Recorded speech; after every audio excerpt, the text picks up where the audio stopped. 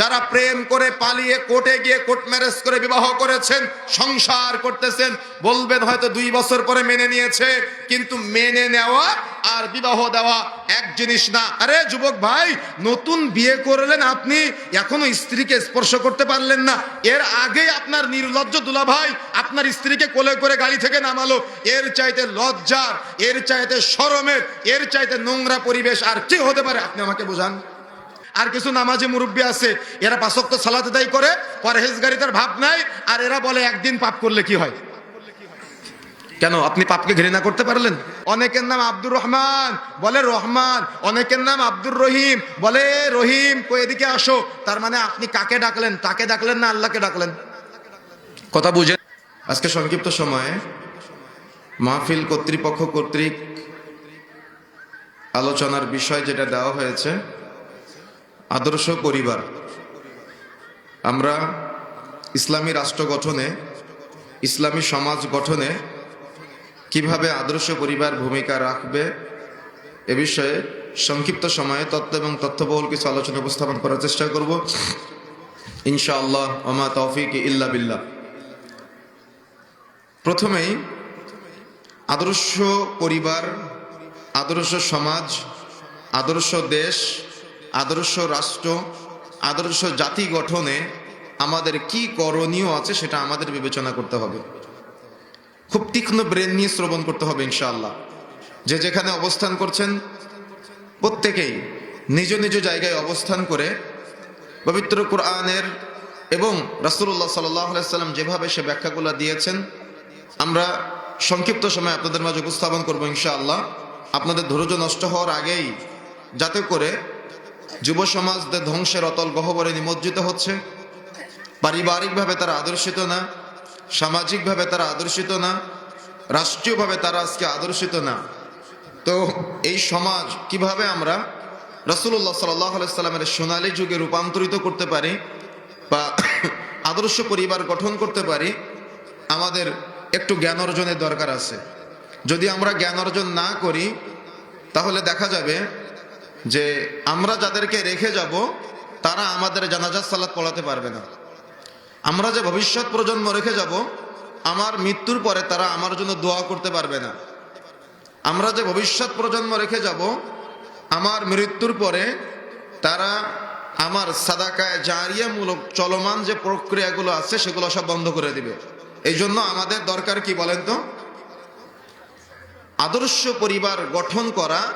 এটা প্রত্যেক মুসলিম নর নারীর জন্য অতীব গুরুত্বপূর্ণ একটি বিষয়। যদি আপনি বিষয়টাকে গুরুত্ব দেন, আমি আশাবাদী আপনি সফলতা অর্জন করতে পারবেন দুনিয়াতে, আমি আশাবাদী আপনি সফলতা অর্জন করতে পারবেন আখেরাতে। সুতরাং নিজের উপকারের স্বার্থে, নিজের কল্যাণের স্বার্থে, নিজের দুনিয়াতে তৃপ্তি সহকারে বেঁচে থাকার স্বার্থে, নিজের জান্নাতের স্বার্থে কথাগুলো সংক্ষিপ্ত সময়ে আমরা শ্রবণ করার চেষ্টা করি। প্রথমত, সমাজ। একটা সমাজ কয়েকটা পরিবারের সমন্বয়ে গঠিত হয়, আর কত মানুষের সমন্বয়ে এক একটা পরিবার গঠিত হয়। তো সেজন্য যদি আমরা প্রথমে রাষ্ট্র আদর্শিত করতে চাই তাহলে সমাজগুলো আদর্শিত করতে হবে, আর সমাজ যদি আদর্শিত করতে চাই তাহলে আমাদের পরিবারগুলোকে আদর্শিত করতে হবে।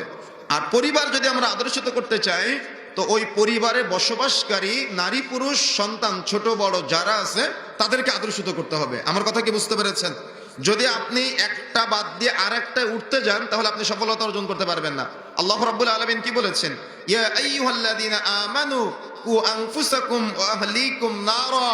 হে ঈমানদারগণ, তোমরা আগে নিজেরা জাহান্নামের আগুন থেকে বাঁচো এবং তোমাদের পরিবারদেরকে জাহান্নামের আগুন থেকে বাঁচাও। তার মানে নিজেরা আগে আদর্শিত হতে হবে, প্লাস পরিবারকে কি করতে হবে? আদর্শিত করতে হবে। যদি আপনি আদর্শ পরিবার গঠন করতে ব্যর্থ হন তো আপনার সন্তান রাস্তায় ঘুরে বেড়াবে, তার চুলের কাটিং দেখলে তাকে মুসলমানের ছেলে মনে হবে না। সামনে এক কালার, পিছনে এক কালার, ডানে এক কালার, বামে এক কালার, তাকে দেখলে মনে হবে ইহুদি খ্রিস্টানদের ছেলে। যদি আপনি আদর্শ পরিবার গঠন করতে না পারেন তাহলে আপনার সন্তানের তার পোশাকের কাটিং দেখলে জামা কাপড়ের মধ্যে 4-5 জায়গায় ছেঁড়া ফাটা, প্যান্টের মধ্যে 4-5 জায়গায় ছেঁড়া ফাটা, তার প্যান্টটাকে দেখলে ও যে মুসলিম বাবার সন্তান, মুসলিম পরিবারের সন্তান, মুসলিম ঘরের সন্তান, এটা উপলব্ধি করা যাবে না, এটা বোঝা যাবে না। মনে হবে কোনো অমুসলিমের ঘরের সন্তান, যত তার রুচির আজকে নিম্নমানের রুচি নিয়ে এসে চলে। যদি আপনি আজকে পরিবর্তন না হন, যদি আপনি আদর্শ পরিবার গঠনের জন্য আজকে প্রস্তুতি না নেন, তাহলে সমস্যা কি হবে জানেন? আপনি বাবা হয়ে দাঁড়িয়ে থাকবেন, আপনার ছেলে আপনার সামনে দাড়ি কাটবে, আর আপনার বলবে দাড়ি কেটে দিয়ে আব্বু। আপনার ছেলে আপনার সিগারেট ধরিয়ে দিবে, আর আপনি আপনার ছেলে সিগারেট ধরিয়ে দিবেন। কথা বুঝতে পেরেছেন? এগুলো হলো আদর্শ পরিবার না হওয়ার কুফল। যদি আপনার আদর্শ পরিবার না হয়, আপনি দেখবেন আপনার মেয়েটা ওড়না বুকে পিঠে জড়ায় না, মাথায় দেয় না, মাফলারের মতো করে গলায় ঝুলায় রাখে। যদি আপনি আদর্শ পরিবার গঠন করতে না পারেন, তো আপনার স্ত্রী ওই পাশের বাড়ির ভাবির সাথে ঝগড়া বিবাদে লিপ্ত হয়, আর আশপাশের 2-4 ঘরের মানুষ তারা সবাই শো হিসেবে দেখে যে ওরা দুইজন ঝগড়া করতেছে। কেন? এটা আদর্শ পরিবার না। সেই জন্য যদি আপনি আদর্শ পরিবার রেখে যেতে না পারেন, তো আপনি মারা যাওয়ার পরে আপনার সন্তান আপনার জানাজার সালাত পড়াতে পারবে না, হুজুর ভাড়া করে নিয়ে আসা লাগবে।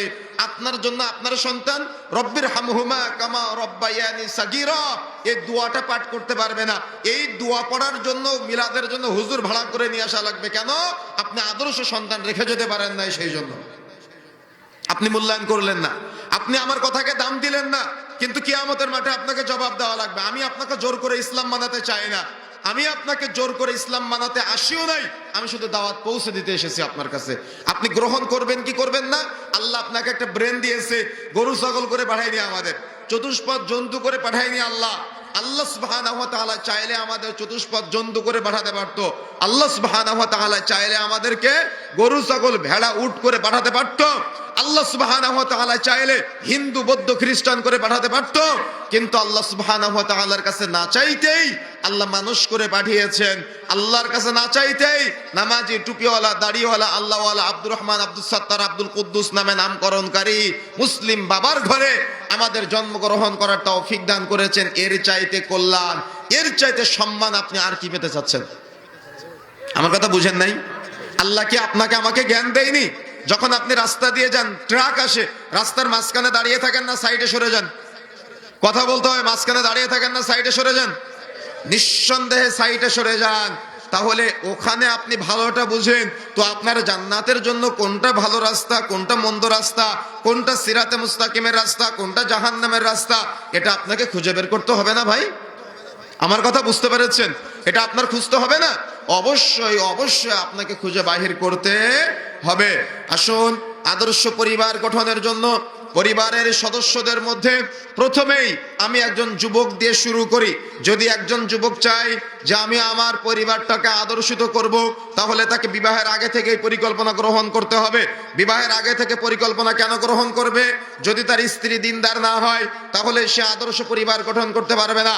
একটা বোন যদি আদর্শ পরিবার গঠন করতে চায়, তাহলে অবশ্যই তাকে বিবাহের আগেই পরিকল্পনা গ্রহণ করতে হবে। কেন? যদি তার স্বামী দিনদার না হয়, তাহলে সে আদর্শ পরিবার গঠন করতে পারবে না। এই জন্য আদর্শ পরিবার গঠনের জন্য আমি আজকে উদাহরণ হিসেবে একজন যুবক আর একজন যুবতীকে যারা বিবাহ করে নাই তাদেরকে বাছাই করে নিচ্ছি, এবং ধীরে ধীরে আমি সামনের দিকে এগিয়ে যাব ইনশাআল্লাহ। মনে করেন আপনার এলাকার আব্দুর রহমান এখনো বিবাহ করে নাই, আপনার এলাকার ফাতেমা এখনো বিবাহ করে নাই। তাদের দুজনেরই টার্গেট থাকা লাগবে যে আমার যে জীবন সঙ্গী হবে তাকে এমন ভাবে আমার বাছাই করতে হবে যে আমি আমার ভবিষ্যৎ প্রজন্মদেরকে সাথে নিয়ে একটা আদর্শ পরিবার গঠন করব। তারা কিভাবে আদর্শ পরিবার গঠন করবে? প্রথমেই একটা ছেলে যদি বিবাহ করে আদর্শ পরিবার গঠন করার জন্য, সে দেখবে মেয়েটা দিনদার কিনা। কেন? ইসলামী শরীয়তে 3টা বিষয়ের গুরুত্ব দেওয়া হয়েছে, তবে একটা বিষয়কে মূল্যায়ন করা হয়েছে। এক, দিনদারিতা। অর্থাৎ যদি আপনি দিনদারিতা পেয়ে যান, তাহলে বাকি কোনো কিছু যদি না থাকে তবুও আপনি আদর্শ পরিবার গঠন করতে পারবেন। কিন্তু দিনদারিতা নাই, আছে সৌন্দর্য; দিনদারিতা নাই, আছে বংশমর্যাদা; দিনদারিতা নাই, আছে অর্থ সম্পদ, আপনি আদর্শ পরিবার গঠন করতে পারবেন না। কিন্তু দিনদারিতা আছে, আবার সাথে সাথে বংশমর্যাদা আছে, অর্থ সম্পদ আছে, সৌন্দর্য আছে। এটাকে বলা হয়েছে নূরুন আলা নূর, কল্যাণের উপরে কল্যাণ। ভালোর উপরে ভালো, সফলতার উপরে সফলতা, কিন্তু দিনদারিতা নেই। বাকি তিনটার যে কোনো একটা আছে বা বাকি তিনটায় আছে। আপনি দিন দেখে বিবাহ করেন নাই, দুনিয়া দেখে বিবাহ করলেন, আপনি আদর্শ পরিবার গঠন করতে পারবেন না। এই জন্য যুবক ভাইয়েরা অবশ্যই দিনদারি থেকে প্রায়োরিটি দিতে হবে। একটা মেয়ে হয়তো আপনার সাথে মোবাইলে প্রেমের আলাপন করে, তার বোরখা পরা, হাত মোজা পরা, পা মোজা পরা, মুখমণ্ডল ঢাকা, নেকাব পরা আছে, কিন্তু সে আপনার সাথে প্রেমের আলাপন করে। আপনি হয়তো ভাবতেছেন সে দিনদার, আমি বলে যাচ্ছি সে দিনদার না। যদি দিনদার হতো সে আপনার সাথে মোবাইলে প্রেমের আলাপন করতে পারতো না। একে বিবাহ করে আপনি আদর্শ পরিবার গঠন করতে পারবেন না। সেম একইভাবে আপনার মেয়েটাকে বিবাহ দেওয়ার সময় ছেলেটার দেখতে হবে যে আপনার মেয়েটা যদি আদর্শ পরিবারে চায়, তাহলে যে ছেলের সাথে আপনার মেয়েকে বিবাহ দিবেন ওই ছেলেটা প্রথমে দেখতে হবে সে সুন্নাতের পাবন্দি কিনা। অর্থাৎ সে যদি সুন্নাত মানে সে আপনার মেয়েকে ভালোবাসবে, আর যদি সে সুন্নাত না মানে তাহলে সে আপনার মেয়েকে ভালোবাসবে না। 2 নম্বরে দেখতে হবে ছেলে হালাল ইনকাম করে কিনা। কেন? যে মেয়েটাকে সে খাওয়াবে, পড়াবে, রাখবে, ও যদি হালাল ইনকাম করে মেয়েটাকে হারাম খাওয়াবে। সুতরাং দিনদার পরিবার গঠন করতে চাইলে দেখতে হবে ছেলে হালাল ইনকাম করে কিনা, সুন্নাতের পাবন্দি দেখতে হবে। 2 নম্বরে দেখতে হবে ছেলের হালাল উপার্জন। ছেলে যদি হালাল উপার্জন করে আপনি আপনার মেয়েটাকে বিবাহ দিতে পারেন। 3 নম্বরে অবশ্যই বাধ্যতামূলক যেটা দেখতে হবে আপনার মেয়েকে বিবাহ দেওয়ার সময়, যদি আপনি আদর্শিত পরিবার গঠন করতে চান বোন, তাহলে এই শর্তগুলো মনে রাখতে হবে আপনার। 3 নম্বর সেটা হলো যে বাড়িতে আপনার মেয়েকে বিবাহ দিবেন ওই বাড়িতে গিয়ে আপনার মেয়েটা পর্দায় থাকতে পারবে কিনা, নাকি দেবর ভাসুরের সামনে যাওয়া লাগবে, নাকি খালাতো ভাই মামাতো ভাইয়ের সামনে যাওয়া লাগবে, নাকি বন্ধুদের সামনে যাওয়া লাগবে, নাকি দুলা ভাইয়ের সামনে যাওয়া লাগবে। তার গোসলের পারফেক্ট ব্যবস্থা আছে কিনা, যেখানে পর্দার মধ্যে গোসল করতে পারবে। তার রান্না বান্নার পর্দার ব্যবস্থা আছে কিনা, যেখানে রান্না বান্না করার সময় দেবর ভাসুররা এসে খোশ গল্প করতে পারবে না। তার এই পদ্ধতিগুলো যদি আপনি আদর্শ পরিবার গঠন করতে চান তাহলে এই নীতিমালাগুলো আপনাকে ফলো করতে হবে। এটা হলো আপনার প্রথম নৈতিক দায়িত্ব। এবং সেম একই কথা আবারও ছেলের ক্ষেত্রে বলতে চাই, বোন আপনি হয়তো ধোকায় পড়েছেন। কিসের ধোকা? পাঞ্জাবের ধোকা।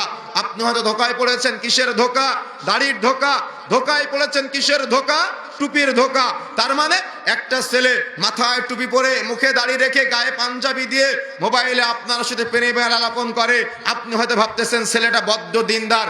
আমি বলে যাচ্ছি ও দিনদার না, আমি বলে যাচ্ছি ও পরহেজগার না। যদি পরহেজগার হতো, দিনদার হতো, সে আপনার সাথে মোবাইলে প্রেমের আলাপন করতে পারতো না। এই ছেলেকে দিনদার মনে করে বিবাহ করলে আপনি আদর্শিত পরিবার গঠন করতে ব্যর্থ হয়ে যাবেন, পারবেন না।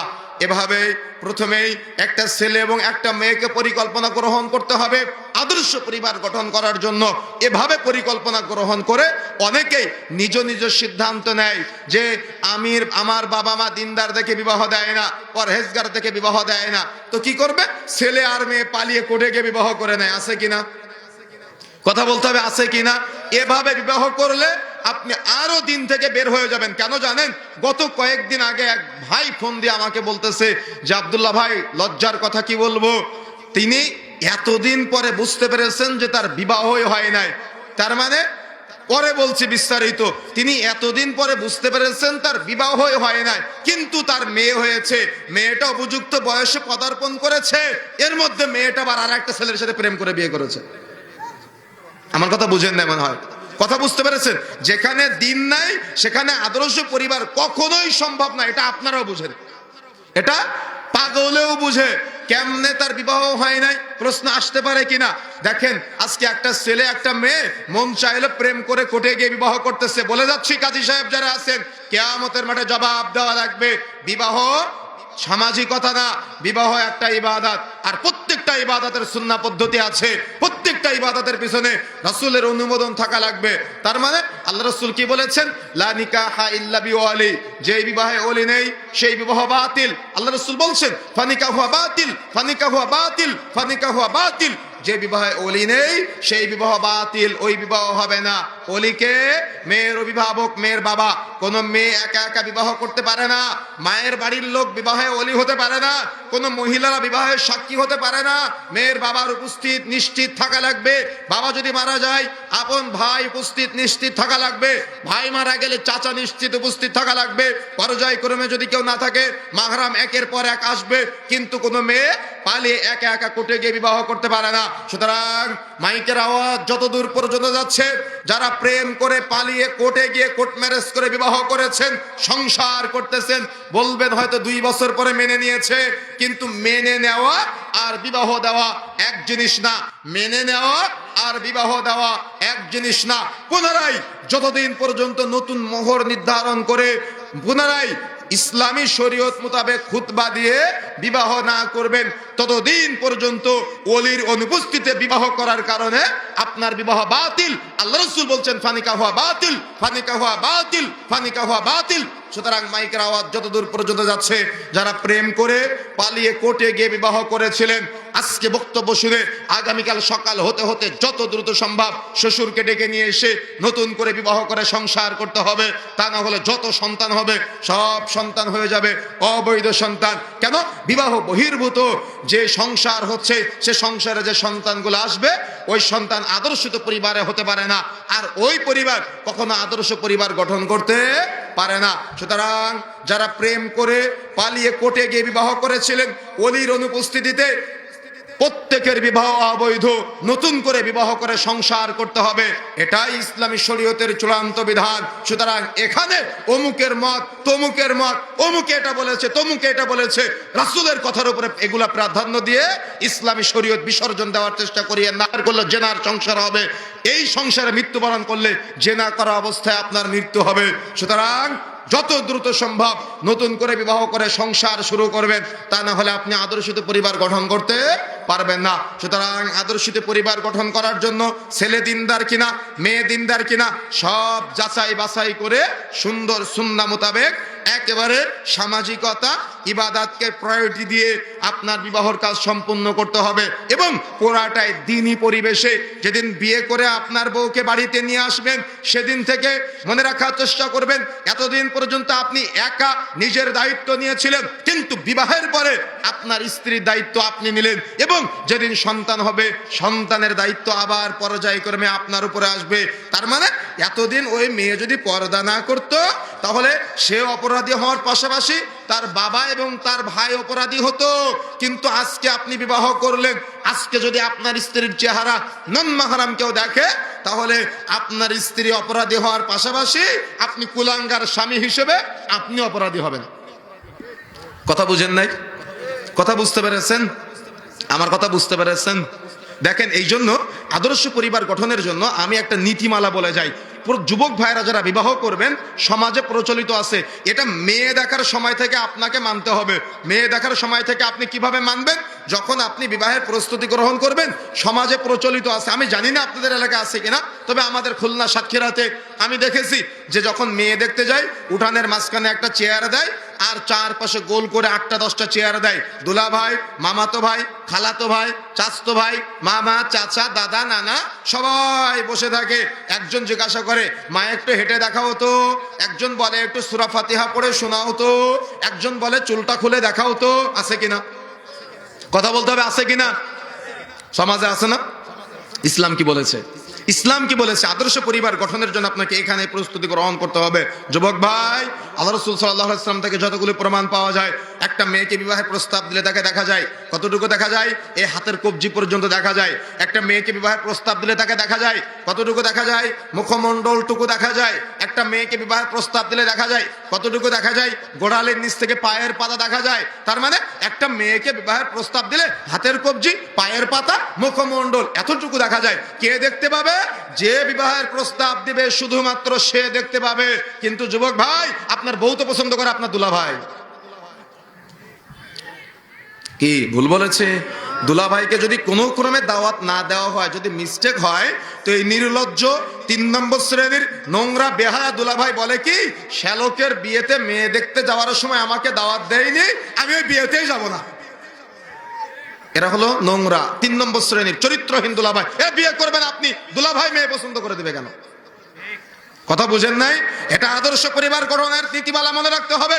আপনি বিবাহ করবেন, আপনাকে মেয়ে পছন্দ করতে হবে। আরে দুলা ভাই, মামাতো ভাই, খালাতো ভাই, চাচতো ভাই তো বহু দূরের কথা, ছেলের বাপ পর্যন্ত মেয়ে দেখতে পারবে না। এটা ইসলাম, এটাই ইসলাম। কেন? বিবাহের আগে ওই মেয়েকে দেখে ছেলে যেমন মেয়েকে বিবাহের প্রস্তাব দিতে পারে, ছেলের দুলা ভাইও মেয়েকে বিয়ের প্রস্তাব দিতে পারে, এমনকি ছেলের বাপও মেয়েকে বিবাহের প্রস্তাব দিতে পারে। কেন? ওই মেয়ে তো মাহরাম না। এই জন্য ইসলাম মানতে হবে। বিবাহ একটা ইবাদত। এখানে এটা বলতে আসিয়েন না এতদিন যাবৎ সমাজে চলতেছে আপনার সমাজ জাহান্নামে যাক, আগে ইসলাম মানতে হবে। কথা বুঝতে পেরেছেন? কথাকে মূল্যায়ন করার চেষ্টা করতে হবে। সুতরাং সামাজিকতা না বিবাহ, বিবাহ একটা ইবাদত। সামাজিকতা না বিবাহ, মনে রাখবেন বিবাহ একটা ইবাদত। আর আদর্শ পরিবার গঠনের ক্ষেত্রে যুবক ভাই, মেয়ে একা দেখতে হবে। যে বিবাহের প্রস্তাব দিবে শুধুমাত্র সে মেয়ে দেখবে। কেন? একটা নারীর সৌন্দর্য শুধুমাত্র তার স্বামীর জন্য, পৃথিবীর আর কারোর জন্য না। কিন্তু যুবক ভাই, আপনি তো ভুল করেছেন, মেয়ে দেখতে গিয়েও সেলফি তুলে ফেসবুকে আপলোড করে দিয়েছেন। তার মানে বিয়ে করার আগেই আপনার স্ত্রীকে ফেসবুকের মানুষের সম্পদ বানালেন। আমার কথা বুঝেন নাই? আমার কথা বুঝতে পেরেছেন? নতুন বিয়ে করে মোটরসাইকেলের পিছনে নিয়ে সুন্দরী বউকে সুন্দরী করে সাজুগুজু করে রাস্তার মানুষকে দেখায় যে তার বউ কত সুন্দর। তার মানে আপনার বউ কে আপনি আপনার নিজের সম্পদ মনে করলেন না, রাস্তার মানুষের সম্পদ মনে করলেন। কিন্তু ইসলাম বলেছে আপনার স্ত্রী রাস্তার মানুষের সম্পদ না, আপনার স্ত্রী আপনার সম্পদ। কথা বুঝতে পেরেছেন? এরা কখনো আদর্শিত পরিবার গঠন করতে পারবে না। যারা রাস্তার মানুষকে স্ত্রীকে দেখিয়ে বেড়ায়, এরা কখনো আদর্শিত পরিবার গঠন করতে পারবে না। এই জন্য বিবাহের সময়তেই মেয়ে দেখবে ছেলে একা। যদি ছেলে পছন্দ করে তাহলে মহিলা সদস্য যারা আছে, মা, খালা, ফুফু, চাচি, দাদি, নানি, বোন যারা আছে, এরা অন্যান্য বিষয়ে খোঁজ খবর নিবে। ছেলের বাপ পর্যন্ত মেয়ে দেখার অনুমতি ইসলাম দেয় নাই। আপনি বলে কি হবে? আপনি দেখান আমাকে, আপনি দেখান। আমি বলে যাচ্ছি, আপনার হুজুরকে বলেন, যে হুজুর সেখানে গিয়ে ঘটকালি করে, ও হুজুরকে বলেন যে কোরআন হাদিস ঘেটে দেখানোর জন্য। নির্লজ্জ হুজুর কি করে? ওই বিয়ে পড়াতে যায় 500 টাকার জন্য, যে বিয়েতে গান বাজে। আরে বিয়ে ইবাদত, ওখানে গান বাজলে নির্লজ্জ হুজুর, আপনি তো ইমামতি করেন, মসজিদের খতিবগিরি করেন, আপনি কেন গান বাজনার মধ্যে বিয়ে পড়াতে গেলেন? শরম আছে আপনার? লজ্জা আছে আপনার? হায়া আছে আপনার? 500 টাকা আগে না ইসলাম আগে? কোনটা আগে? কিন্তু আপনার হুজুর যে 500 টাকার জন্য গান বাজনার মধ্যে বিয়ে পড়াতে যায়, আপনার হুজুরকে বলে যাচ্ছি, হুজুরকে নতুন করে হুজুর হতে হবে। আবার এদের কারণে সমাজ ধ্বংস হয়ে যাচ্ছে। সুতরাং কেউ রাগ করলে কিচ্ছু যায় আসে না, কোনোদিন দাওয়াত দিয়েন না। আপনার এলাকায় আসার আমার দরকার নেই, কিন্তু আপনাকে আগে পরিবর্তন হতে হবে। আপনি গড়িমসি করার কারণে একদিন ওর বিয়ে বন্ধ করে দেখেন। ওই যারা গায়ক গায়িকা আছে ওরা গিয়ে বিয়ে পড়া করো, যারা নাস্তিক আছে ওরা গিয়ে বিয়ে পড়া। কিন্তু আপনার হুজুর 500 টাকার মায়া ত্যাগ করতে পারে না। হুজুর ওখানে বিয়ে পড়াতে চলে যায়, একদিকে নাচানাচি হয়, মহিলারা দাঁড়িয়ে থাকে বেপরদায়, আর আপনার হুজুর ওখানে গিয়ে বিয়ে পড়ায়। শরমও লাগে না? এই আদর্শ পরিবার গঠনের প্রথম বাধা বুঝতে পেরেছেন কোথায়? প্রথম বাধা বুঝতে পেরেছেন কোথায়? এগুলো হলো বাধা। সুতরাং আমার আপনারা সতর্ক হতে হবে, সাবধান হতে হবে। যে কথা বলতে চাচ্ছিলাম, তার মানে বিবাহতেই সুন্নাহ পদ্ধতি ঢেলে সাজাতে হবে, বিবাহতেই রাসূলের আদর্শ বাস্তবায়ন করতে হবে। সুন্নাহ পদ্ধতিতে আপনি বিবাহ করে নতুন বউকে বাড়িতে নিয়ে আসলেন, ভালো করে মনে রাখবেন, এখন নতুন বউ তো গাড়ি থেকে নেমে হাঁটতে হাঁটতে বাড়িতে যাবে না, কোলে করে কে নামায়? হ্যাঁ, আপনাদের এলাকায় ও, আমি তো মনে করেছিলাম এখানে মনে হয় নামায় না।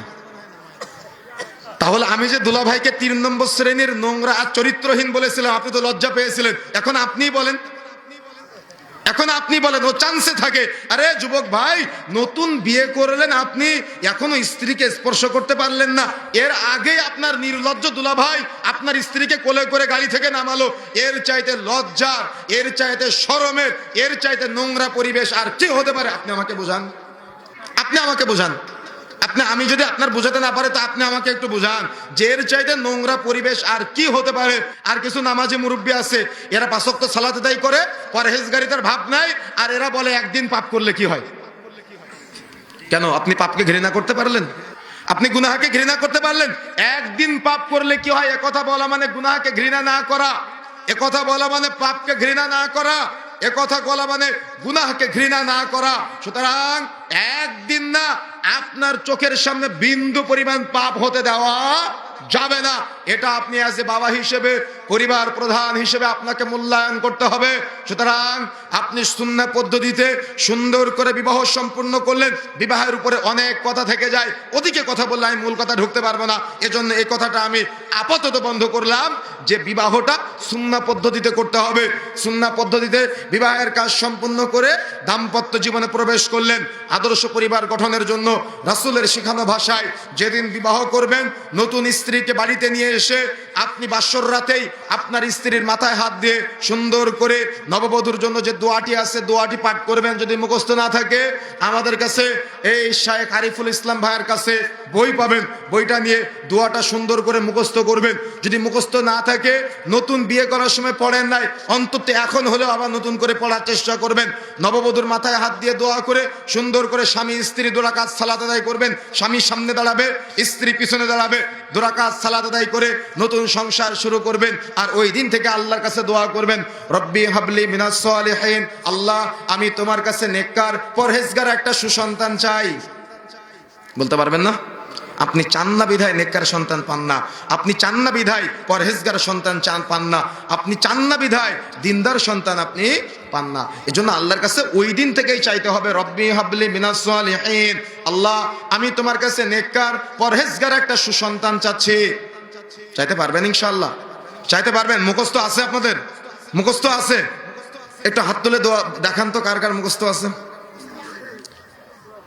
মাশাআল্লাহ, তার মানে অর্ধেক, আর অর্ধেকের মুখস্থ নাই। যাদের মুখস্থ নাই আরিফ ভাইয়ের কাছ থেকে বই নিয়ে দোয়াটা মুখস্থ করে নেওয়ার চেষ্টা করবেন।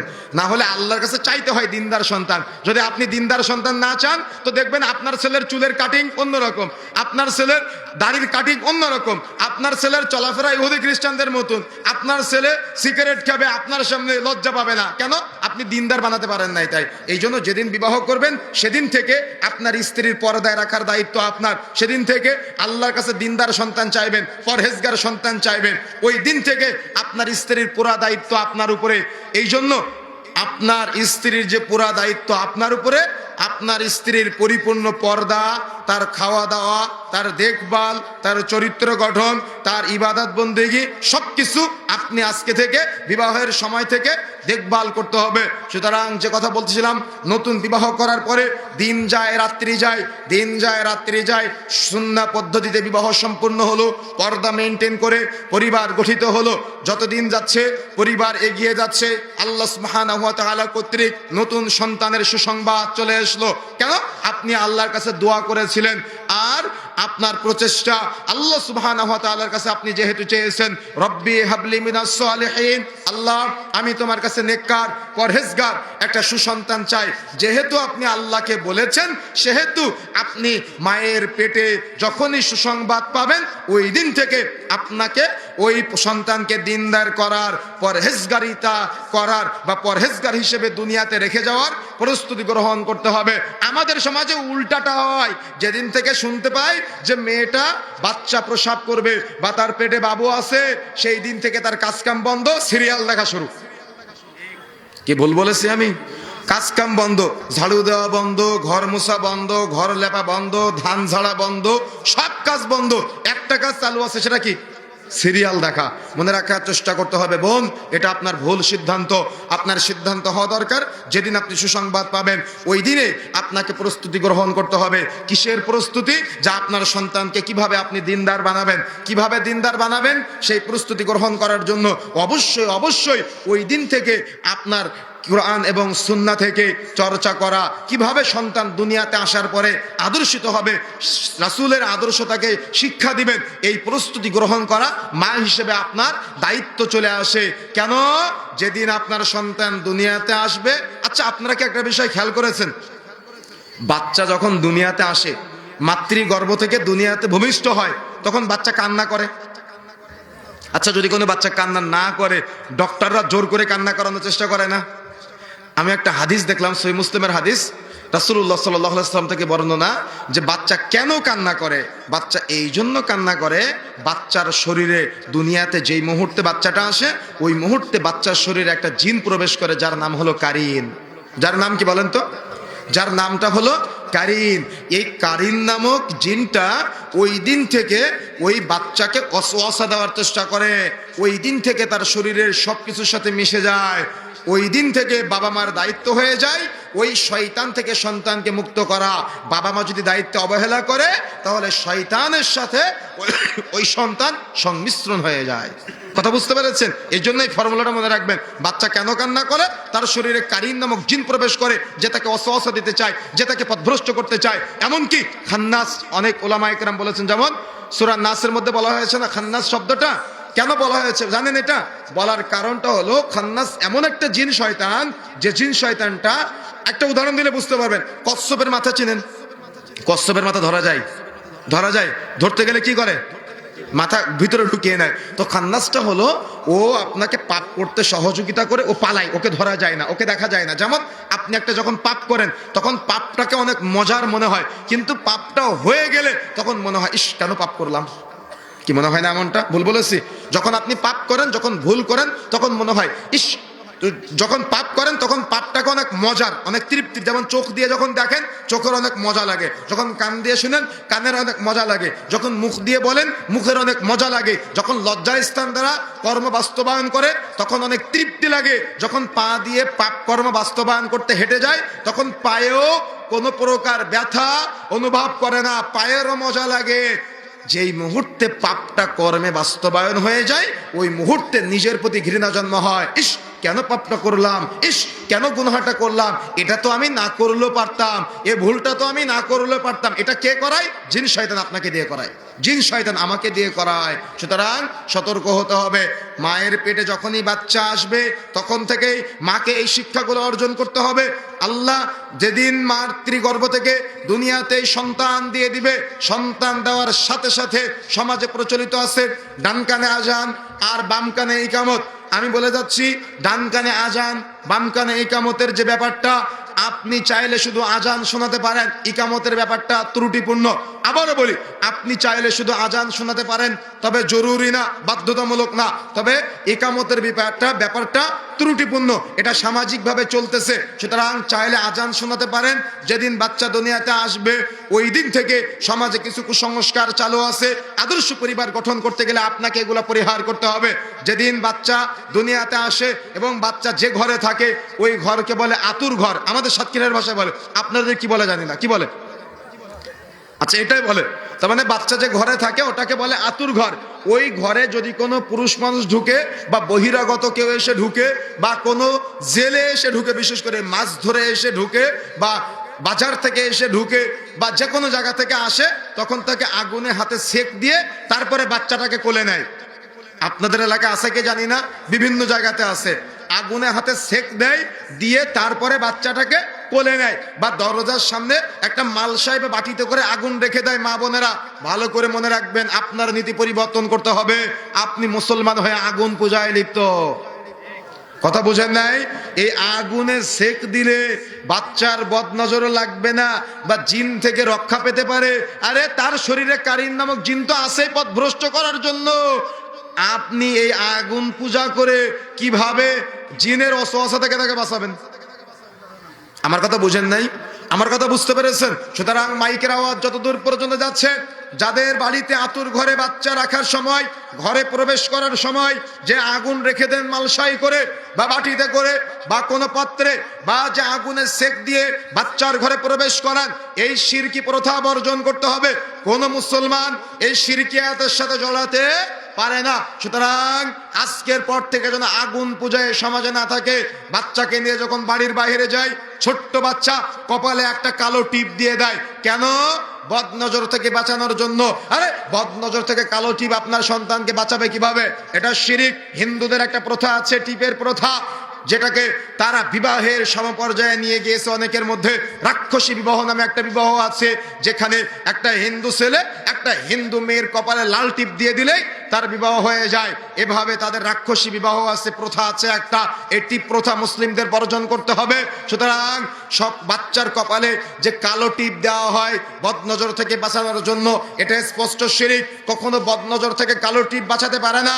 সুতরাং প্যান্ডেলের মধ্যে বোন হয়তো আজকে মাহফিলে আসার সময় আপনার বাচ্চার কপালে কালো টিপ দিয়ে নিয়ে এসেছেন, এই মুহূর্তে আপনার শাড়ির আঁচল দিয়ে তার কপালের কালো টিপটা মুছে দিবেন। এরপর থেকে কোনোদিন যেন আপনার শরীরে এবং আপনার সন্তানের শরীরে টিপ নামক কোনো কিছু যুক্ত না হয়। কালো টিপ আপনার সন্তানকে বদনজর থেকে বাঁচাতে পারে না। যদি আপনি বদনজর থেকে বাঁচানোর মালিক কালো টিপকে মনে করেন, এটা হবে শিরকে আকবার। এরপরে সন্তান যত একদিন 2 দিন 3 দিন করে বড় হচ্ছে, এর মধ্যে হয়তো সন্তান একটু কান্নাকাটি করে, চলে গেলেন এক কবিরাজের কাছে, তাবিজ নিয়ে চলে আসলেন, কবিরাজ তাবিজ দিয়ে দিল।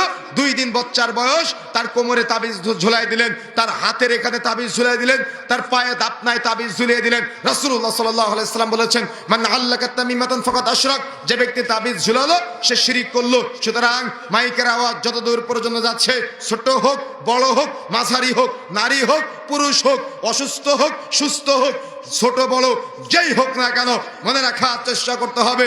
আল্লাহ রাসূল সাল্লাল্লাহু আলাইহি সাল্লাম বলেছেন, যে ব্যক্তি তাবিজ ঝুলালো সে শিরিক করলো, যে ব্যক্তি তাবিজ ঝুলালো সে শিরিক করলো। সুতরাং উপস্থিত বৈঠকের মুসলিম ভাই, উপস্থিত বৈঠকের মুসলিম বোন, মুসলিমা বোন, যে যেখানে আছেন না কেন, যদি আপনার শরীরে, সন্তানের শরীরে, আপনার শরীরে, আপনার স্বামীর শরীরে, আপনার স্ত্রীর শরীরে, আপনার সন্তানের শরীরে, হাতে কোমরে মাজায় গলায় কোথাও তাবিজ থাকে, এটা শিরকে আকবার। আল্লাহর নবী বলছেন, মান আল্লাকা তামিমাতান ফাকাদ আশরাক, যে তাবিজ ঝুলালো সে শরীক স্থাপন করলো, আল্লাহর সাথে শিরিক করলো। সুতরাং যে তাবিজ দেয়, যে তাবিজ নেয়, উভয়ে মুশরিক। আর শিরিক করা অবস্থায় মারা গেলে সে আব্দুল্লাহ আব্দুর রহমান নামকরণ করে জান্নাতে যেতে পারবে না। সুতরাং যে তাবিজ দেয় সে হয়তো আপনার মসজিদের হুজুর, যে তাবিজ দেয় সে হয়তো কবিরাজ, জুব্বা পরে আছে, আল খেল্লা পরে আছে, কিন্তু ইসলাম তাকে বলেছে মুশরিক।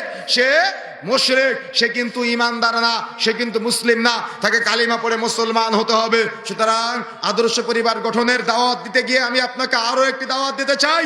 আপনার সন্তান বিছানায় প্রসাব করে, তাকে তাবিজ পরালেন। আপনার সন্তান একটু কান্নাকাটি করে, তাকে তাবিজ পরালেন। আপনার সন্তান হয়তো একটু কথা শুনে না, আপনি তাকে তাবিজ পরালেন। বা আপনার কোনো সমস্যার কারণে মুরব্বী এখানে বসে আছেন, যুবক ভাইয়ের এখানে বসে আছেন। শিরিক পৃথিবীর সবচাইতে বড় অপরাধ, পৃথিবীর সবচাইতে বড় পাপ, আল্লাহর সাথে জুলুম করা হয়। সুতরাং এই বৈঠকে যদি আপনাদের কারোর শরীরে, কোমরে, মাজায়, হাতে তাবিজ থেকে থাকে, এই মুহূর্তে সেটা খুলে ফেলতে হবে। এটা ইমানদারিতা।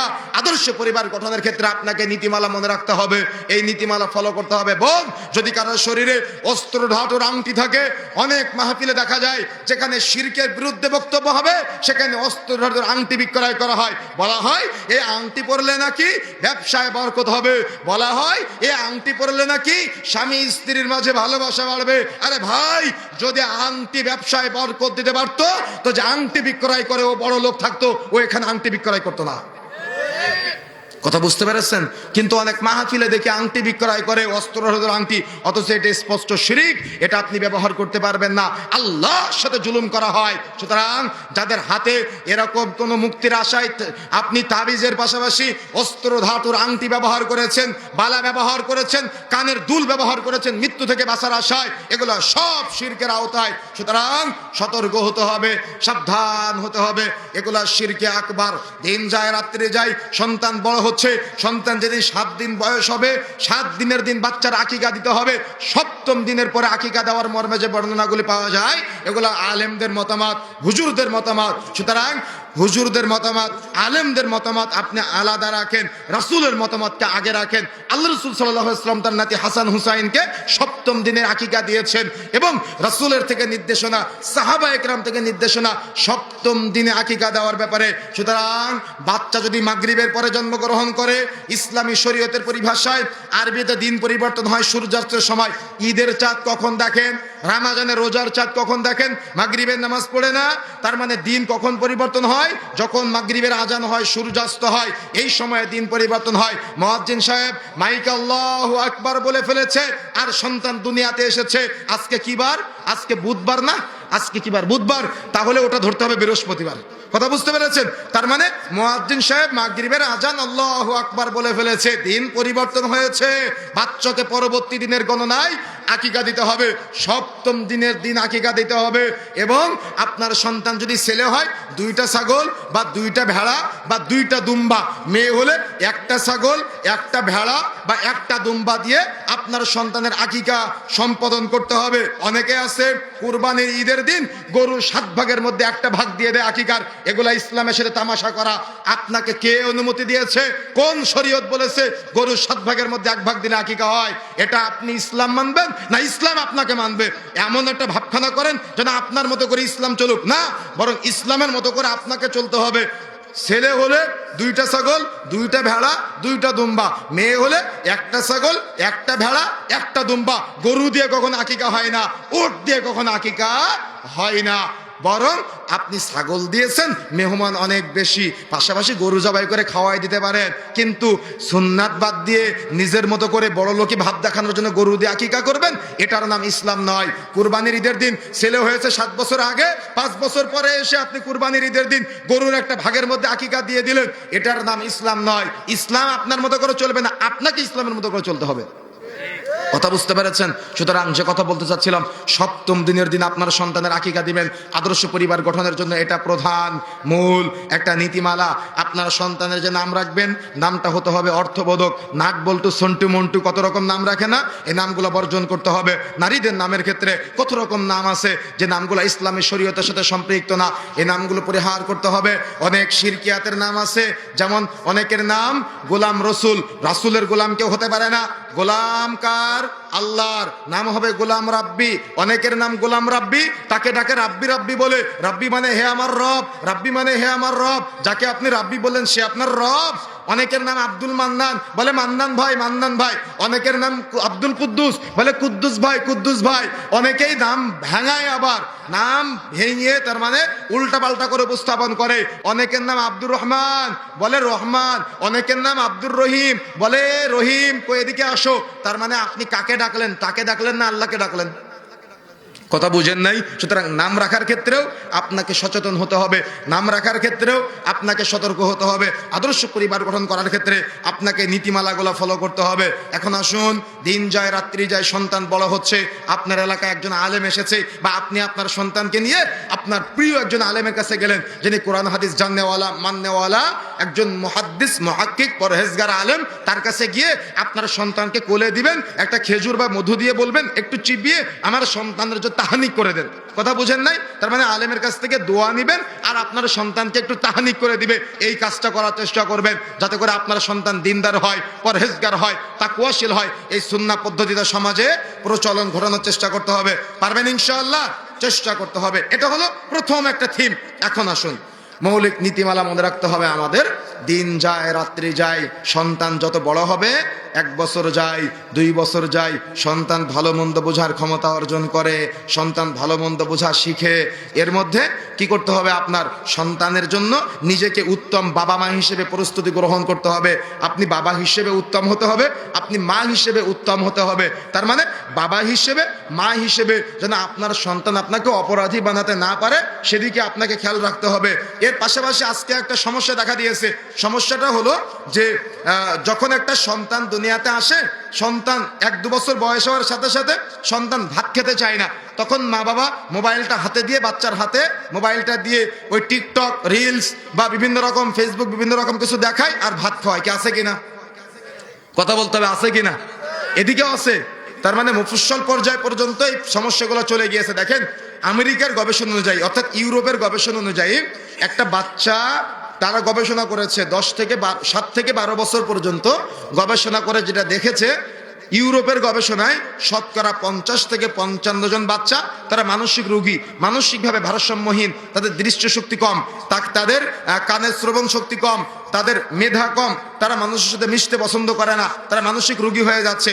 বাংলাদেশ, ভারত, পাকিস্তান, নেপাল, ভুটান, শ্রীলঙ্কা, এ কয়েকটা দেশের আর একটা গবেষণা উইকিপিডিয়া সার্চ করলে আপনি দেখতে পাবেন। সেটা হলো এ দেশগুলার বাচ্চারা শতকরা 70 থেকে 75 জন বাচ্চা তারা মানসিকভাবে ভারসাম্যহীন, মানসিকভাবে তারা চোখের দৃষ্টিশক্তি কম, কানের শ্রবণ শক্তি কম, তারা মানুষের সাথে মিশতে পছন্দ করে না, তারা তাদের সৃজনশীলতা শক্তি কম। সুতরাং কেন এমনটা হচ্ছে সমাজে বলেন তো?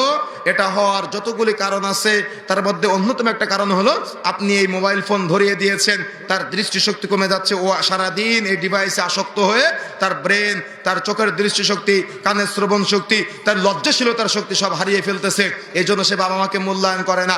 এই জন্য ছোট্ট বাল্য অবস্থায় এই ডিভাইসগুলো থেকে আপনার সন্তানকে বিরত রাখতে হবে এবং রাখতেই হবে, এটা আপনাকে চেষ্টা করতে হবে। যদি আপনি চেষ্টা না করেন তো সে নেগেটিভ পজিটিভের জ্ঞানটা এখনই পেয়ে যাবে এবং সে চরিত্রহীন হয়ে যাবে। এই জন্য সতর্ক থাকতে হবে, সাবধান থাকতে হবে। দিন যায় রাত্রি যায়, দিন যায় রাত্রি যায়। সন্তানকে সিরাতের শিক্ষা দিতে হবে। সিরাতের শিক্ষা মানে নবীদের জীবনী। আমি দেখেছি আপনার সন্তানকে সাথে নিয়ে সিনেমা দেখতে, আমি আপনাকে দেখেছি আপনার সন্তানকে সাথে নিয়ে খেলা দেখতে। তার মানে আপনার সন্তান খেলোয়াড়দের চিনে, আপনার সন্তান নায়ক নায়িকাদের চিনে, আপনার সন্তান গায়ক গায়িকাদের চিনে, আপনার সন্তান নেতা নেত্রীকে চিনে, কিন্তু আপনার সন্তান রাসূলকে চিনে না। ভুল বলেছি আমি? ভুল বলেছি? এই বাজারের নাম কি? শাহপুর নাকি নাম? শালবাহান বাজার। এই বাজারে ওই যেদিন ব্রাজিল আর আর্জেন্টিনার খেলা হয়, এক পাশে ব্রাজিলের ভক্তরা আর এক পাশে আর্জেন্টিনার ভক্তরা লম্বা পতাকা টানায়, আর তার মধ্যে আপনার ছেলের নাম থাকে। আপনার ছেলে কত মূর্খ আর আপনার ছেলে কত বোকা। ওই দেশে আপনার ছেলেকে যেতে বলেন, জিন্দেগি তো আপনার ছেলের ভিসা দিবে না। কেন? আপনার ছেলেকে গরিব মনে করে, আপনার ছেলেকে থার্ড কান্ট্রি মনে করে, আপনার ছেলেকে তারা মূল্যায়ন করে না। অথচ আপনার ছেলে ইহুদিদের পতাকার মধ্যে তার নামটা লিখে মজা পায়, তার নামটা লিখে তৃপ্তি পায়। কেন? ও তো রাসূলকে চিনে না। অথচ রাসূলুল্লাহ সাল্লাল্লাহু আলাইহি ওয়াসাল্লাম বলছেন, পৃথিবীতে দুনিয়াতে পিতা মাতা সন্তান সন্তানাদি যা কিছু আছে সবকিছু চাইতে রাসূলকে বেশি ভালোবাসতে হবে। কিন্তু আপনার সন্তান রাসূলকে চিনে না, নেইমারকে চিনে, মেসিকে চিনে। আপনার সন্তানের নামের পিছনে ফেসবুকে লেখা থাকে যে আর, তার মানে সে নেইমারের ভক্ত, ইহুদিদের ভক্ত। আপনার সন্তান রাসূলের ভক্ত হতে পারে না। আপনার সন্তান অমুক নায়ক কি জামা পরলো, অমুক নায়িকা কি জামা পরলো, সেই জামা আপনার সন্তানের ঈদের দিন কিনে দেওয়া লাগে। তাহলে আপনার সন্তানের ঈদে আজকে কোথায় কোন জাহালতে পৌঁছেছে আপনি বিবেচনা করুন। অথচ এই ঈদ একটা ইবাদত, ইবাদতের মধ্যে নায়ক নায়িকার মতো জামা গায়ে দেয়, নায়ক নায়িকার মতো পোশাক পরিচ্ছদ পরিধান করে। সুতরাং আদর্শ পরিবার গঠন করার জন্য বিষয়টা আপনাকে মূল্যায়ন করতে হবে, বিবেচনা করতে হবে। সেটা কি? সেটা হলো আপনার সন্তানের আদর্শিত করার জন্য আপনার সন্তানের আদর্শ হতে হবে নবী মুহাম্মদ। সন্তান যদি রাসূলের জীবনী না জানে তাহলে আপনার সন্তান কখনো আদর্শিত হবে না। এই জন্য আমি আজকে বলে যাচ্ছি, ডক্টর আসাদুল্লাহ আল গালিব স্যারের লিখিত সিরাতুর রাসূল সাল্লাল্লাহু আলাইহি ওয়াসাল্লাম সংকলিত যে কিতাবটি আছে, প্রত্যেক বাড়িতে থাকা দরকার আমি মনে করি। কেন? যদি থাকে তাহলে সিরাতের চর্চা হবে। সুতরাং সিরাতের চর্চা করতে হবে, সন্তানকে শিখাতে হবে, সন্তানকে পড়াতে হবে, সন্তানকে জানাতে হবে। যদি না জানান, যদি না পড়ান, তাহলে আপনি ব্যর্থ বাবা হয়ে যাবেন, ব্যর্থ মা হয়ে যাবেন। সুতরাং রাসূলকে পৃথিবীতে দুনিয়াতে পিতা মাতা সন্তান সন্তানাদি যা কিছু আছে সবকিছু চাইতে আপনাকেও ভালোবাসতে হবে, আপনার সন্তানকেও ভালোবাসাতে হবে।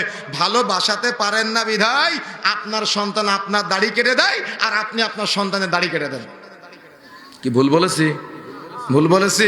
বাবা ছেলের দাড়ি কেটে দেয় আর ছেলে বাবার দাড়ি কেটে দেয়। তার মানে বাবাও রাসূলকে ভালোবাসে না, বাবার ছেলে যে আছে সেও রাসূলকে ভালোবাসে না। দুজন মিলে রাসূলের সুন্নাত কোদাল দিয়ে চাষে। কোদাল চিনেন তো? কোদাল চিনেন? কোদাল দিয়ে রাসূলের সুন্নাত বাবা ছেলের চেঁচে দেয় আর ছেলে বাবার চেঁচে দেয়। সুতরাং এটাই রাসূলের সুন্নতের আদর্শের বিরোধিতা। মাইকের আওয়াজ যতদূর পর্যন্ত যাচ্ছে, সন্তানকে সিরাতের শিক্ষা দিতে হবে, আদর্শের শিক্ষা দিতে হবে। যদি আপনি ভুলণ্ঠিত হয়ে যান, সন্তানও ভুলণ্ঠিত হয়ে যাবে, সন্তানও আদর্শিত হবে না। এই জন্য সতর্ক হতে হবে, সাবধান হতে হবে। সিরাতের চর্চা দেওয়ার পাশাপাশি মনে রাখার চেষ্টা করতে হবে, রাসূলুল্লাহ সাল্লাল্লাহু আলাইহি ওয়াসাল্লামের ছোট্ট একটা হাদিস আছে, আল হায়াউ লা ইয়াতি ইল্লা বিখাইর। লজ্জাশীলতা কল্যাণ ছাড়া কিছু আনয়ন করে না। যেখানে লজ্জা নাই সেখানে কল্যাণ নাই, যেখানে লজ্জা আছে সেখানে কল্যাণ আছে। ছোট্ট একটা হাদিস, কিন্তু হাদিসের অনেকগুলো ব্যাখ্যা আছে। তার মধ্যে অন্যতম একটা ব্যাখ্যা হলো, বড়রা ছোটদের লজ্জা পাবে। যদি বড়রা ছোটদের লজ্জা পায় তাহলে ছোটরা আবার বড়দের লজ্জা পাবে।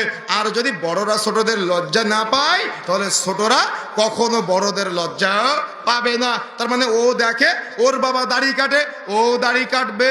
ও দেখে ওর মা বেপরদায় রাস্তায় চলে, ওর মেয়েও বেপরদায় রাস্তায় চলবে। ও দেখে ওর বাবা বেনামাজি, ও বেনামাজি হবে। ও দেখে ওর বাবা সুদখোর, ও সুদখোর হবে। ও দেখে ওর বাবা ওজনে কম দেয়, ও ওজনে বা পরিমাপে কম দিবে। ও দেখে ওর বাবা মজুদদারি ব্যবসা করে, ও মজুদদারি ব্যবসা করবে। ও দেখে ওর বাবা সিগারেট খায়, ও সিগারেট খাবে। কি তাই না? বংশ পরম্পরায় বেয়াদবি শিখে সন্তান কষ্ট পেলেও আমার কিছু করার নেই। ওই যে মোড়ের মাথায় দেখলাম আসতে আসতে ছেলেটা সিগারেট খাই, ওর পাশে আলেপ দাঁড়িয়ে আছে, মুরব্বি দাঁড়িয়ে আছে, ওর বাবা দাঁড়িয়ে আছে। ও কাউকেই দাম দেয় না, ও সিগারেট খাই আর ও ধোঁয়াটা যার তার মুখের দিকে ছেড়ে দেয়। কি নাই? নাই পঞ্চগড়ে? তার মানে ও সিগারেট খায় আর ও ধোঁয়াটা যার তার মুখের দিকে ছেড়ে দেয়। শিখাইছে কে? তার বাবা। কেন? বাবা সন্তানের সিগারেট ধরায় দেয় আর সন্তান বাবার সিগারেট ধরায় দেয়। অথচ রাসূলুল্লাহ সাল্লাল্লাহু আলাইহি ওয়াসাল্লাম বলছেন, লা ইয়াদখুলুল জান্নাতা মুদমিনুল খামার, যে ব্যক্তি মাদক দ্রব্য সেবন করবে সে জান্নাতে যাবে না। আল্লাহ রাসূল সাল্লাল্লাহু আলাইহি ওয়াসাল্লাম বলছেন, সালাসাতুন কদ হারামাল্লাহু আলাইহিমুল জান্নাহ, তিন শ্রেণীর ব্যক্তি জান্নাতে যাবে না, তার জন্য জান্নাত হারাম। তার মধ্যে এক নম্বরটা হলো মুদমিনুল খামার, যে ব্যক্তি নেশা জাতীয় দ্রব্য সেবন করবে তার জন্য জান্নাত হারাম। রাসূলুল্লাহ সাল্লাল্লাহু আলাইহি ওয়াসাল্লাম বলছেন, একবার নেশা জাতীয় দ্রব্য সেবন করলে আগামী 40 দিনের ইবাদত কবুল হবে না। মাদক দ্রব্য সেবন করা এতটা জঘন্যতম পাপ, একবার মাদক দ্রব্য সেবন করলে আগামী 40 দিনের ইবাদত কবুল হয় না। মাদক দ্রব্য সেবন করা এতটা জঘন্যতম পাপ, নিজের মা খালা ফুফুর সাথে জেনা করার চাইতেও সমতুল্য পাপ। মনে রাখার চেষ্টা করতে হবে। আল্লাহ রাসূল বলছেন, যে ব্যক্তি প্রকাশ্যে মদ্যপান করবে তার জানাজার সালাতে ইমানদাররা অংশগ্রহণ করবে না। যারা প্রকাশ্যে মদ্যপান করে ঘুরে বেড়ায় এদের জানাজার নামাজে ইমানদাররা অংশগ্রহণ করা থেকে বিরত থাকতে হবে। যদি বিরত থাকেন তাহলে মরার আগে অন্তত লজ্জা শরম হবে এদের। কথা বুঝতে পেরেছেন? কথা ক্লিয়ার? আল্লাহ রাসূল বলেছেন, লা ইয়াদখুলুল জান্নাতা মুদমিনুল খামার, যে নেশা জাতীয় দ্রব্য সেবন করবে সে জান্নাতে যাবে না। সে যদি আপনার মসজিদের জর্দাকর হুজুর হয় তার জন্য জান্নাত হারাম। কথা ক্লিয়ার? কথা বুঝতে পেরেছেন? হুজুর বলতে পারে মাকরু। ও হুজুর, আপনি যে মাকরু বললেন, মাকরু শব্দের অর্থ কি? অপছন্দনীয়। তো আপনি আলেম হয়ে অপছন্দনীয় কাজ করেন কেন? আপনি আলেম হয়ে অপছন্দনীয় কাজ করেন কেন? এটা কি আপনার সাথে সাজে? এটা আপনার সাথে যায় না। সুতরাং সতর্ক হতে হবে, সাবধান হতে হবে। মদখোর, জুয়াখোর, ফেন্সিডিলখোর, হিরোইনখোর, বিড়িখোর, সিগারেটখোর, গুলখোর, জর্দাখোর, তামাকখোর, এই অপবিত্র বস্তু আপনি যাই খান না কেন আপনার তো হারামে জর্জরিত হয়ে যাবে। এই দেহ জান্নাতে প্রবেশ করবে না। বাজারের উপরে মাহফিল হচ্ছে, দোকানদার ভাইয়েরা দোকান বন্ধ করে ওয়াজ মাহফিল শুনতে আসা দরকার ছিল, কিন্তু আপনি শুনতে আসেন নাই। আমি মাইক দিয়ে আপনার কানে কথা পৌঁছে দিচ্ছি, মনে রাখার চেষ্টা করবেন। যে সিগারেট খায় সে একা পাপ করে, যে টিভি দেখে সে একা পাপ করে, কিন্তু ডিশের বিল আপনি দেন, কারেন্টের বিল আপনি দেন, টিভি আপনার টাকায় কেনা, সিগারেট আপনি বিক্রয় করেন। সকাল 8টা থেকে রাত্রি 10টা পর্যন্ত যত মানুষ আপনার দোকানে টিভি দেখে, যত মানুষ আপনার দোকানে সিগারেট বিক্রয় করে খায়, প্রত্যেক ব্যক্তির একটা করে পাপের ভাগ। আপনি আল্লাহর বান্দা, আপনার আমলনামায় যুক্ত হবে। কেন? আপনি গুনাহের কাজে সহযোগিতা করলেন সেই জন্য। সুতরাং যদি ব্রেনে ঘিলু থাকে, যদি ব্রেনে জ্ঞান থাকে, তাহলে দোকান থেকে এই সিনেমার বাক্স সরাতে হবে। যদি ব্রেনে জ্ঞান থাকে আর অন্তরে ইমানদারিতে থাকে, তাহলে বিড়ি, সিগারেট, গুলতামাক, জর্দা বিক্রয় করা থেকে বিরত থাকতে হবে। কেন? যে খায় সে একা পাপ করে, কিন্তু আপনি খাওয়ার কাজে সহযোগিতা করেন। যত মানুষকে সহযোগিতা করেন প্রত্যেক ব্যক্তির একটা করে পাপের ভাগ আপনার আমলনামায় লিপিবদ্ধ হবে। সুতরাং সন্তানের সামনে এই অপরাধ করবেন না, যে অপরাধ করলে আপনার মূল্যায়ন থাকবে না, সন্তান মূল্যায়ন করবে না। আপনার স্ত্রী একটা অপরাধ করেছে, আপনার ছেলেটা দাঁড়িয়ে আছে, তার সামনে স্ত্রীকে পিটানো শুরু করলেন। আর বোন, আপনার স্বামী হয়তো কোনো ভুল করেছে, আপনার সন্তান দাঁড়িয়ে আছে, তার সামনে স্বামীর সাথে তর্কে জড়ালেন। তার মানে স্বামী স্ত্রী সন্তানের কাছে অপরাধী হয়ে গেলেন। এই সন্তান কখনো বাবা মা হিসেবে আপনাকে মূল্যায়ন করবে না। এটা আদর্শ পরিবারের মূল্যায়ন হতে পারে না। সুতরাং আদর্শ পরিবার মানে বাবা সন্তানের সামনে গায়রত নিয়ে থাকবে, মা সন্তানের সামনে গায়রত নিয়ে থাকবে। মায়ের সামনে অপরাধ করতে গেলে তার বুকে ধড়পড় করবে, বাবার সামনে অপরাধ করতে গেলে তার ইতস্ততবোধ কাজ করবে। কিন্তু বাবাই যদি অপরাধী হয়, মাই যদি অপরাধী হয়, সন্তান তো জেনাখোর হবেই। কথা বুঝেন নাই? কথা বুঝতে পেরেছেন? সুতরাং প্রিয় বন্ধুরা আমার, আদর্শ পরিবার গঠন করার জন্য আমাকে আপনাকে বিষয়গুলো মূল্যায়ন করতে হবে। যত দিন যাবে সন্তানকে সালাতের প্রশিক্ষণ দিবেন। আল্লাহ রাসূল সাল্লাল্লাহু আলাইহি ওয়াসাল্লাম বলেছে, মুরু আওলাদাকুম বিসসালাতি ওয়া হুম আবনাউ সাবঈ সিনিন, তোমাদের সন্তানদের বয়স যখন 7 বছর হবে নামাজের শিক্ষা দিবে। মসজিদে নববীর মতো জায়গায় আমরা দেখেছি বাচ্চারা সালাতের মধ্যে দৌড়াদৌড়ি করে, কেউ কিছু বলে না, কোনো ব্যক্তির নামাজের ক্ষতি হয় না, আলেম ওলামার নামাজেরও ক্ষতি হয় না।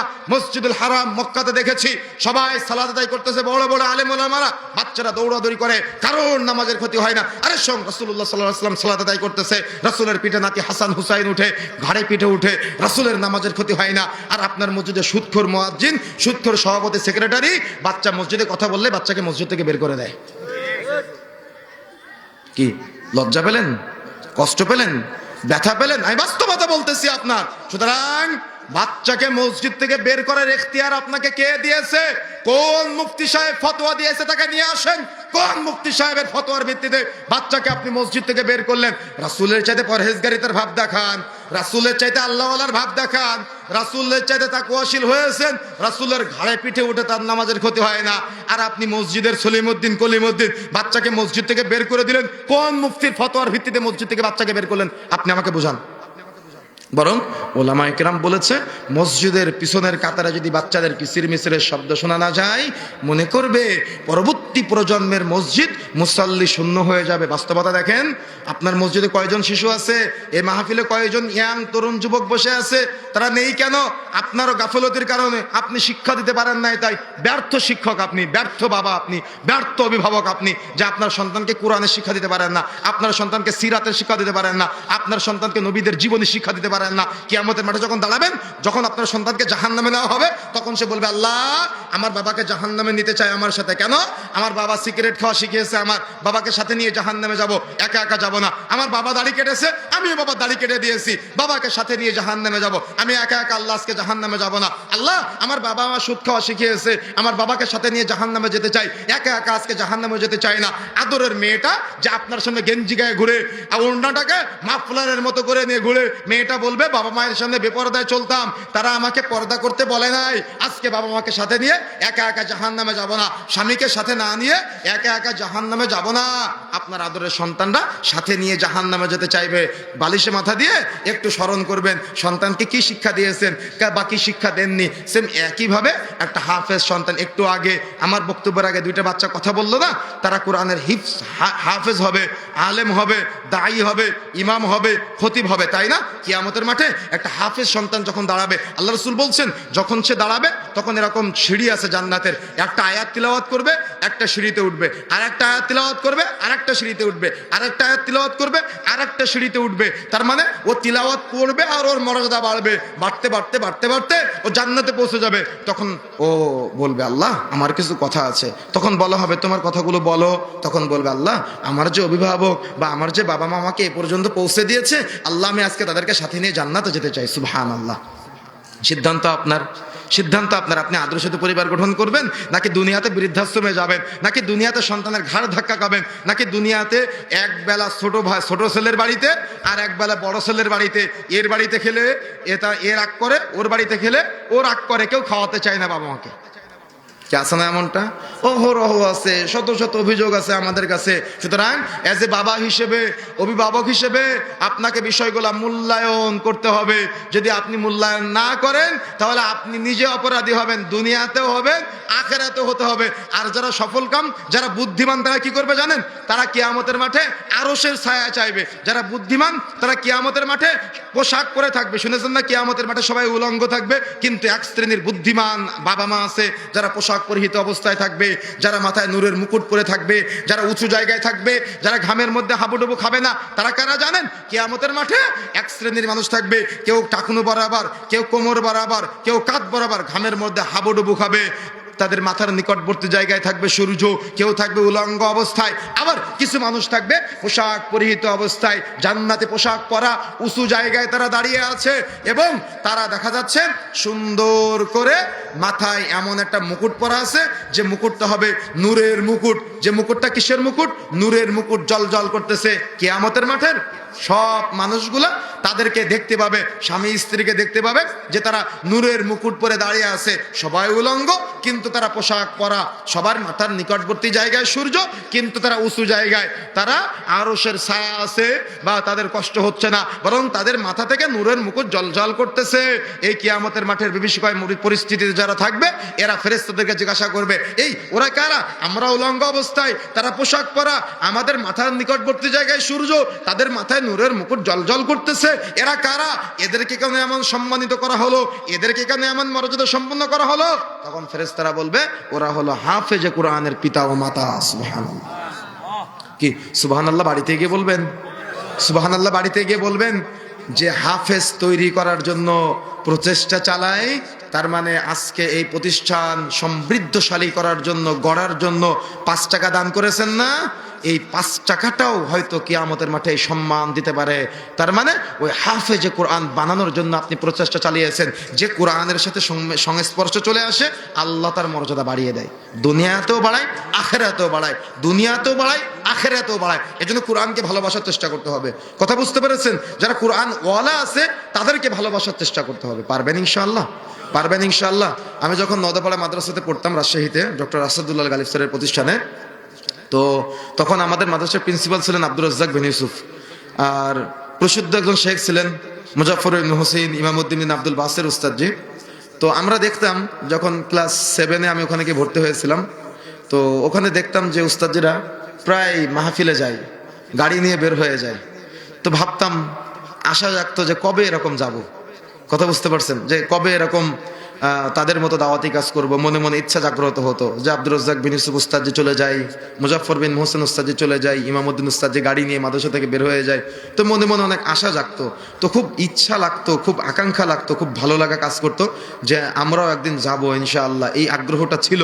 তো দেখেন আল্লাহ সুবহানাহু ওয়া তাআলা, আল্লাহর কাছে বাবা মার দোয়া আর প্রচেষ্টা আর পিছন দিক থেকে উস্তাদদের সার্বিক সহযোগিতা আর নিজের প্রচেষ্টা, আল্লাহ সুবহানাহু ওয়া তাআলা এখন এমন গাড়ির ভিতরে রাখে মনে হয় কখন গাড়ি থেকে নামবো।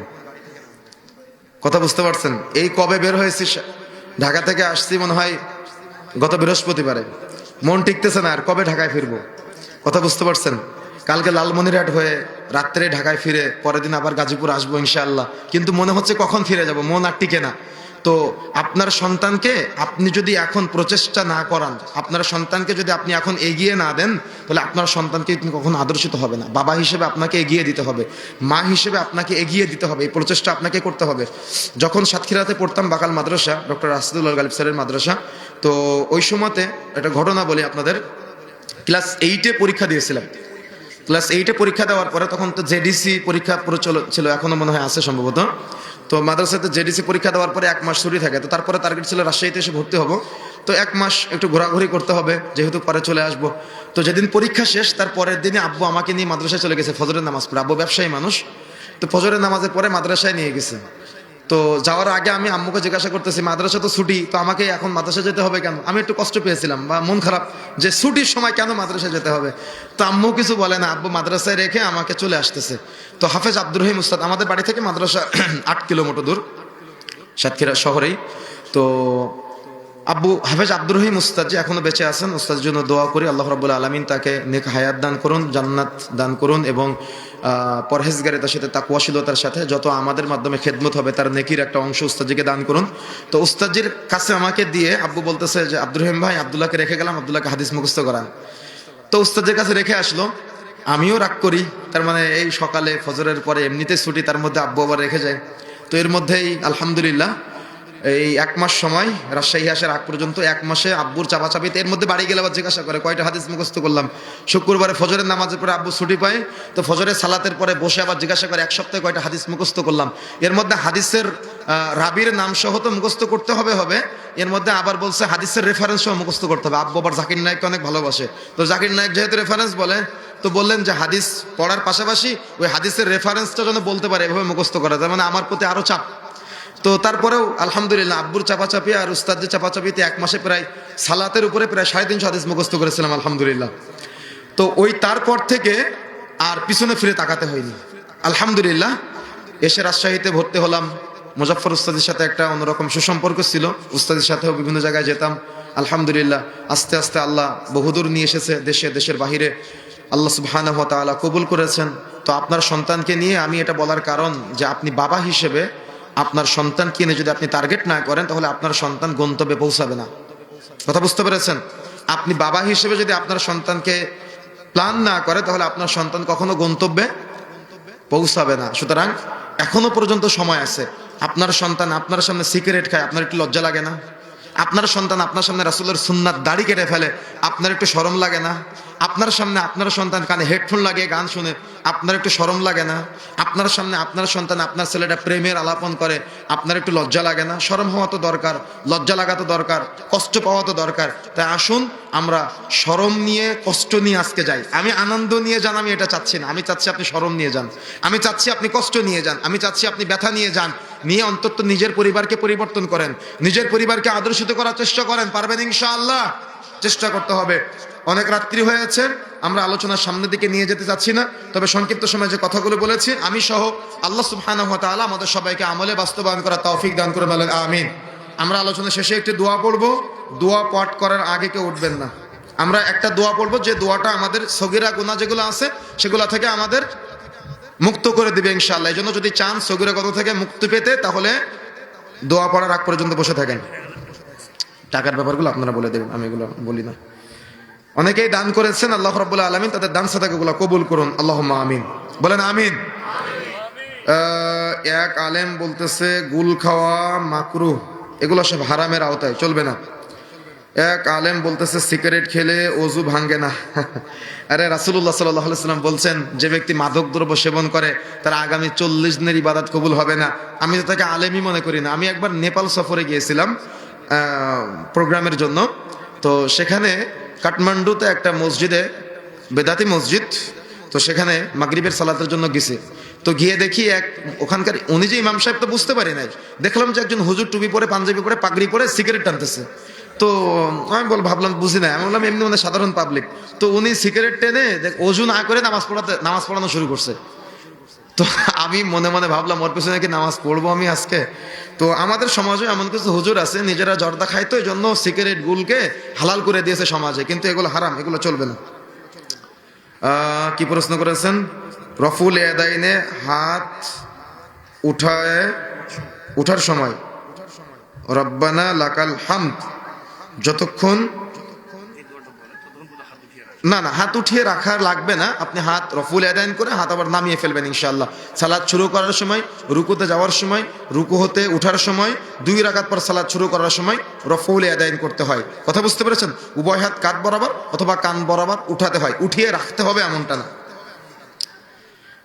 প্রশ্ন করেছেন ইমাম মসজিদে কি এটা কি সালাতের সময়, নামাজের সময়? আচ্ছা, সালাতের সময় যদি দেখা যাচ্ছে মুসল্লি কম তাহলে ভিতরেও দাঁড়াতে পারে, আর মুসল্লি বেড়ে গেলে মেহরাবের ভিতরে দাঁড়িয়েও সালাত আদায় করতে পারে, এক্ষেত্রে কোনো আপত্তি নেই। আল্লাহ সুবহানাহু ওয়া তাআলা সংক্ষিপ্ত সময় আমরা যে কথাগুলো বলেছি আমি সহ আমাদের সবাইকে আমলে বাস্তবায়ন করার তৌফিক দান করুন, আল্লাহুম্মা আমিন।